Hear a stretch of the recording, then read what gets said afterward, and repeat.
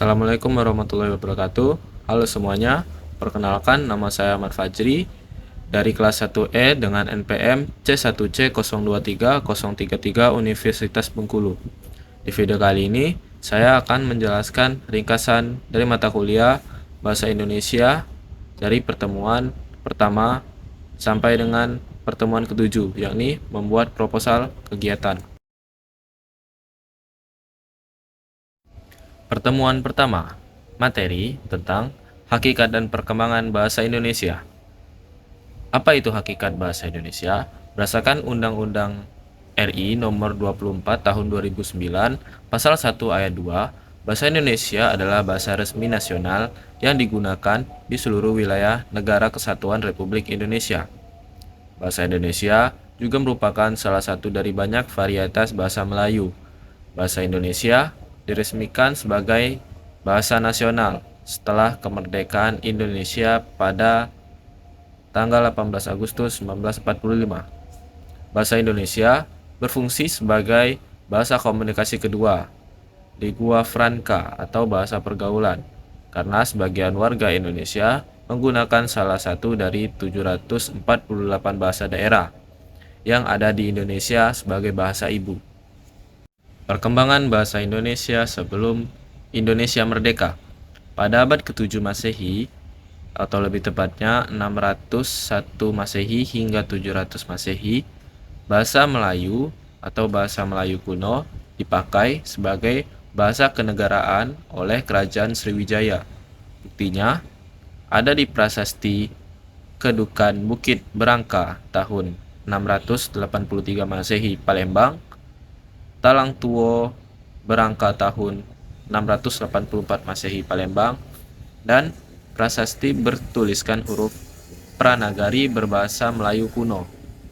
Selanjutnya, pada tahun 1901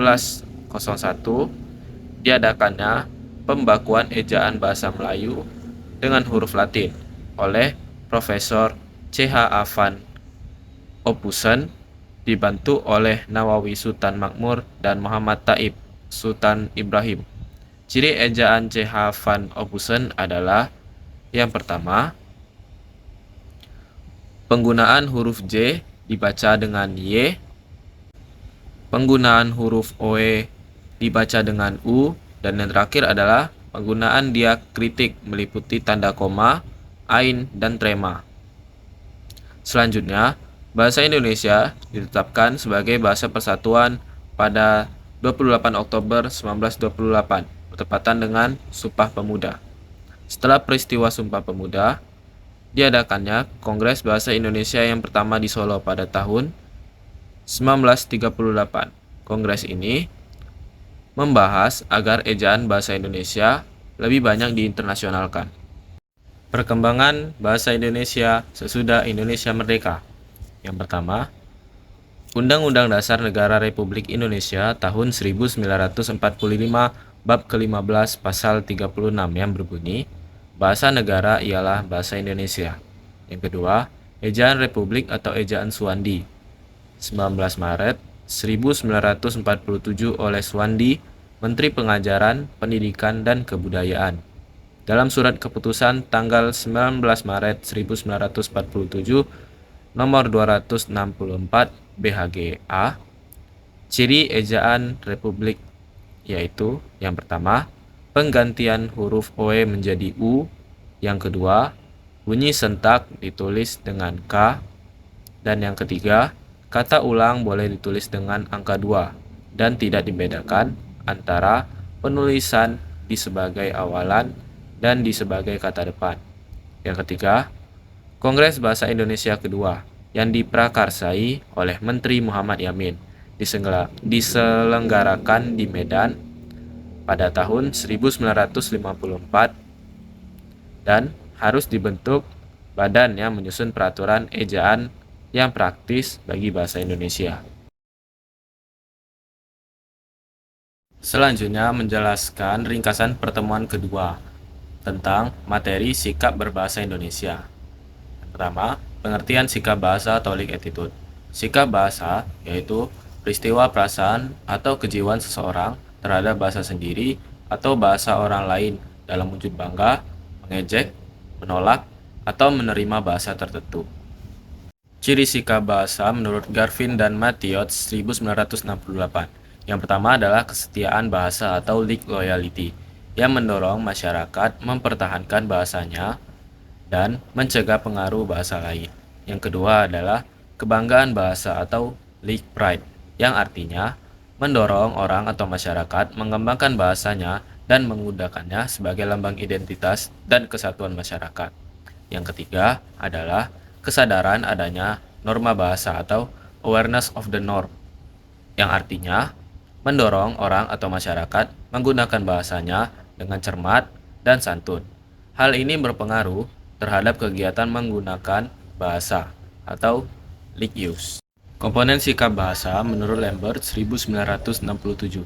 Yang pertama ada komponen kognitif, yang artinya berhubungan dengan pengetahuan yang dipergunakan dalam proses berpikir.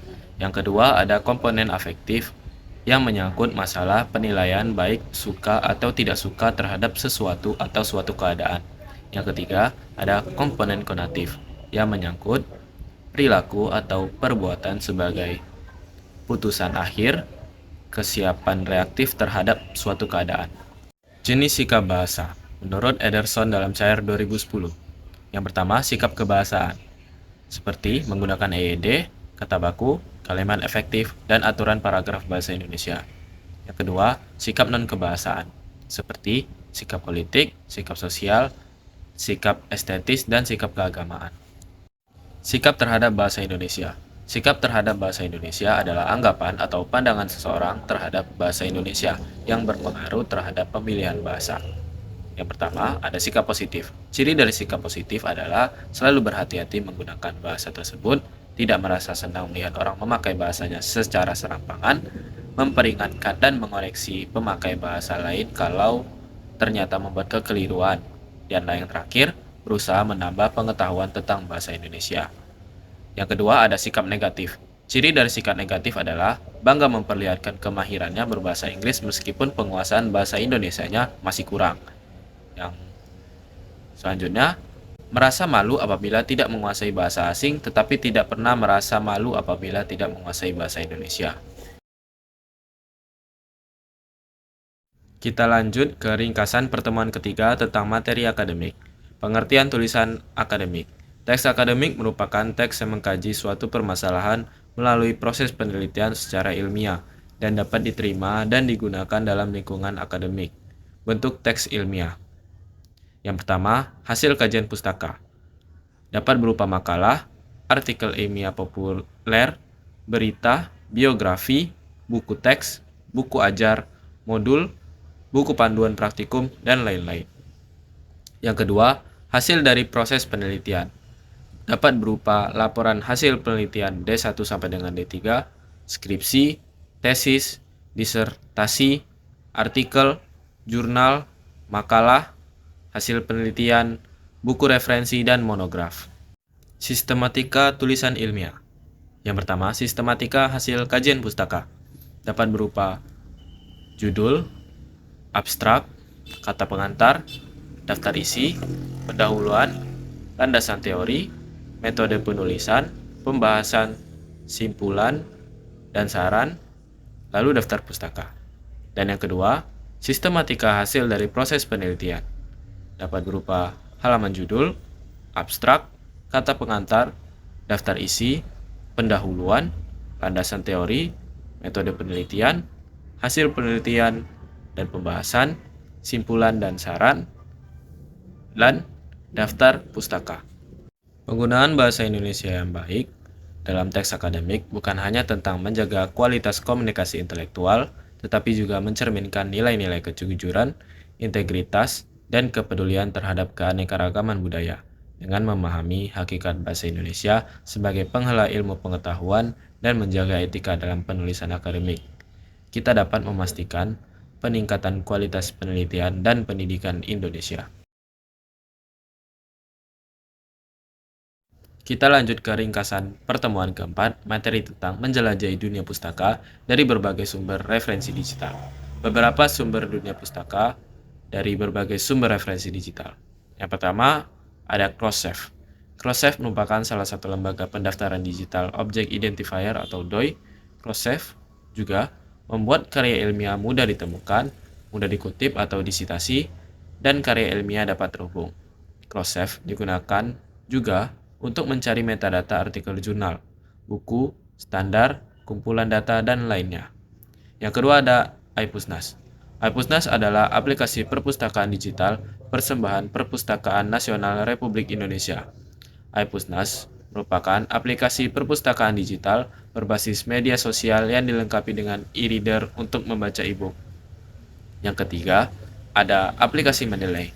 Aplikasi ini membantu dalam membuat citasi atau kutipan dan membuat daftar pustaka. Mendeley dibagi menjadi beberapa jenis, di antaranya Mendeley Desktop, Mendeley Web, dan Mendeley Reference Manager. Kita lanjut ke ringkasan pertemuan kelima, materi tentang konsep presentasi ilmiah. Hakikat presentasi ilmiah. Menurut Sadono 2012, Hofland, Janis, dan Kelly 1995, presentasi ilmiah merupakan keterampilan berbicara atau komunikasi secara lisan di depan umum untuk menyampaikan gagasan atau pendapat dari hasil temuan penelitian, pemikiran kritis atau informasi dalam dunia akademik dan pendidikan untuk mengubah perilaku individu lain. Terdapat 3 komponen dasar sebuah komunikasi, yakni pesan atau komunikator, media yang digunakan, dan penerima pesan atau audiens. Presentasi yang hebat terjadi apabila audiens memahami pesan yang disampaikan oleh komunikator melalui pemilihan media yang tepat sehingga audiens terinspirasi untuk menentukan atau memilih langkah terbaik. Presentasi yang luar biasa bisa terjadi apabila audiens dapat merubah keyakinannya atas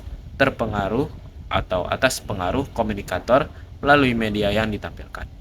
Presentasi yang buruk terjadi apabila komunikator tidak mampu menjelaskan pesan dan tidak mengoptimalkan media yang dipergunakan sehingga audiens tidak paham terhadap pesan yang diterimanya. Alur presentasi. Yang pertama, pembuka. Pembuka haruslah menarik. Ini menjadi kesan pertama bagi audiens untuk lanjut menyimak atau tidak. Jelaskan dengan baik gambaran topik dan tujuan presentasi agar audiens dapat mengerti dan paham dengan apa yang kita sampaikan. Yang kedua adalah isi. Bagian isi presentasi harus lebih Anda perhatikan. Sampaikan ide atau konten hebat dari hasil penelitian, mulai dari pendahuluan, latar belakang, pemahaman atas permasalahan, metode penelitian, analisis atau penyelesaian. Yang ketiga, ada penutup, yang berisi kesimpulan dan pernyataan penutup. Komponen presentasi ilmiah. Yang pertama adalah bahan presentasi, dari PPT atau Canva. Yang kedua ada kinesik atau gerak. Yang ketiga, performance atau performa. Yang keempat, bahasa yang santun. Yang kelima, sarana prasarana yang representatif. Yang keenam, bahan makalah. Yang ketujuh, suara, volume, nada, dan intonasi. Yang kedelapan, jawaban yang logis.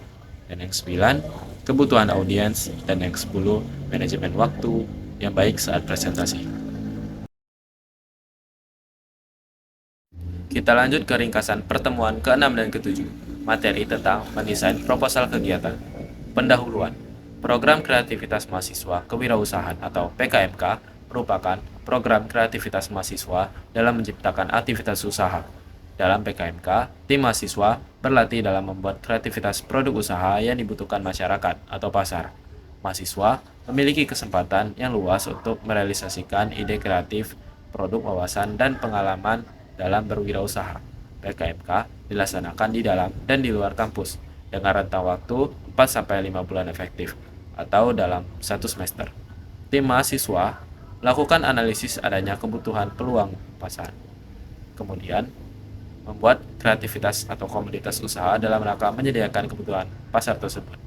Komunitas usaha PKMK dapat berupa barang atau jasa yang merupakan karya kreativitas dari mahasiswa. Usaha tersebut selanjutnya merupakan salah satu modal dasar mahasiswa dalam berwirausaha. Komunitas PKMK hendaknya tidak menjadi kompetitor, produk pelaku utama dalam berwirausaha. PKMK tidak semata-mata berorientasi pada perolehan laba atau profit, akan tetapi lebih mengutamakan pada kemanfaatan dan kreativitas produk berbasis ilmu teknologi dan pengetahuan, serta kualitas pelaksanaan usahanya. Tujuan dari PKMK yang pertama adalah memotivasi atau mendorong minat dan memberikan kesempatan kepada mahasiswa untuk menghasilkan karya kreatif, inovatif sebagai bekal berwirausaha sebelum atau setelah menyelesaikan studi. Yang kedua, memberikan kesempatan kepada mahasiswa untuk praktik wirausaha dengan pemahaman konsep wirausaha yang komprehensif. PKMK diharapkan dapat menjadi cikal bakal kemunculan produk usaha di Indonesia sebagai karya mandiri bangsa Indonesia. Konsep pelaksanaan program PKMK dilaksanakan secara luring. Aktivitas yang dilakukan berupa kontak fisik langsung, terjadi pertemuan beberapa orang, dan berinteraksi langsung dalam pengerjaan program PKM. Dan pelaksanaan PKMK ini wajib didokumentasikan. Sistematika penulisan proposal menurut Kemendikbud tahun 2023. Yang pertama ada judul. Menentukan produk apa yang akan kita buat, judul harus up to date. Ada kebaruan, maksimal 15 kata atau frase, tidak boleh menggunakan akronim atau singkatan yang tidak baku. Yang kedua ada daftar isi. Berisikan halaman setiap subbab sesuai isi proposal. Yang ketiga ada bab 1, pendahuluan. Berisikan ungkapan potensi dan peluang pasar berdasarkan hasil survei pasar terkait ide produk yang akan dipasarkan. Yang keempat ada bab 2, gambaran umum rencana usaha. Berisikan uraian kondisi umum lingkungan yang menunjukkan potensi sumber daya dan peluang pasar termasuk analisis ekonomi usaha yang direncanakan. Yang kelima, ada bab 3, metode pelaksanaan. Berisi uraian teknik atau cara membuat produk komoditas usaha, mengemas, dan memasarkannya sekaligus tahapan pekerjaan dalam pencapaian tujuan program. Yang keenam, ada bab 4, biaya dan jadwal kegiatan. Berisi uraian atau berisi tulisan, rincian, anggaran, biaya yang dibutuhkan, dan jadwal kegiatan. Yang terakhir adalah daftar pustaka. Dalam membuat daftar pustaka, gunakan format American Psychological Association atau APA. Tahap perencanaan, penyusunan proposal kegiatan. Yang pertama adalah melakukan observasi lapangan. Tanyakan terkait nama produk, cara pengelolaannya, cara pengiklanannya, biaya pengeluaran untuk produk tersebut, dan range harga yang membuat keuntungan. Yang kedua adalah penyamaan persepsi. Penyamaan persepsi hasil dari observasi. Yang ketiga ada menyusun proposal kegiatan. Susun proposal kegiatan sesuai dengan sistematika PKM tahun 2023. Yang keempat ada presentasi proposal kegiatan.